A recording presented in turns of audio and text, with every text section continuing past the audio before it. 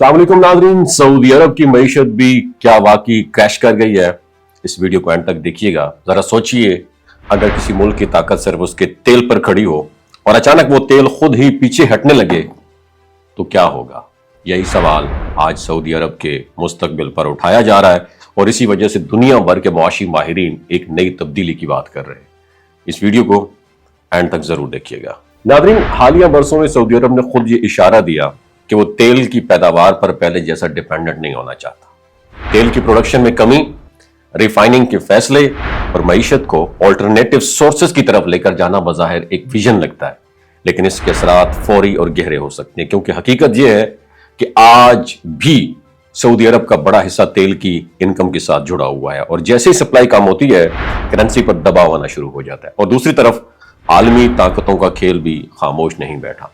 America अब सिर्फ buyer नहीं, खरीदार नहीं, बल्कि एक बहुत बड़ा सप्लायर भी बनकर सामने आ रहा है। वेनेजुएला के तेल के जखायर, जिसकी मालियत खरबों डॉलर बताई जाती है, आलमी मार्केट के लिए एक ऑल्टरनेटिव सोर्स बन चुका है। इसका नतीजा ये निकल रहा है कि बड़ी मईशतें आहिस्ता आहिस्ता सऊदी तेल जो है उसके अलावा दूसरे ऑप्शन की तरफ भी देख रही हैं और यही मामला अब सप्लाई का नहीं, सियासत का भी है।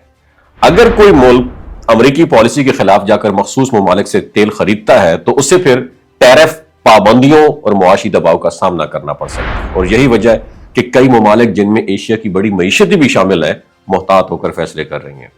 उनके लिए सवाल अब कीमत का नहीं, रिस्क का है। ऐसे माहौल में सऊदी अरब के लिए चैलेंज ये है कि अगर तेल की फरोख्त कम हुई तो रियाल की वैल्यू, सरकारी अखराजात और बैरूनी सरमाकारी सब मुतासर हो सकती है। और इस खतरे को देखते हुए सऊदी अरब ने विजन 2030 जैसे मंसूबे शुरू किए ताकि मईशत को तेल से रिमूव करके टेक्नोलॉजी, सियाहत, इंडस्ट्री और फाइनेंस की तरफ लेकर चला जाए। लेकिन यह तब्दीली एक दिन में नहीं आती और अबूरी दौर सबसे ज्यादा मुश्किल होता है। अब असल सवाल यह है कि सऊदी अरब खत्म हो जाएगा या नहीं, बल्कि यह है सवाल कि क्या वो इस आलमी तब्दीली के साथ रफ्तार में ला पाएगा या नहीं, क्योंकि दुनिया अब एक ही सोर्स पर डिपेंडेंट नहीं है। जो मुल्क खुद को वक्त के साथ नहीं बदलेगा वो आहिस्ता आहिस्ता पीछे रह जाएगा, चाहे वो कितना ही ताकतवर क्यों ना हो।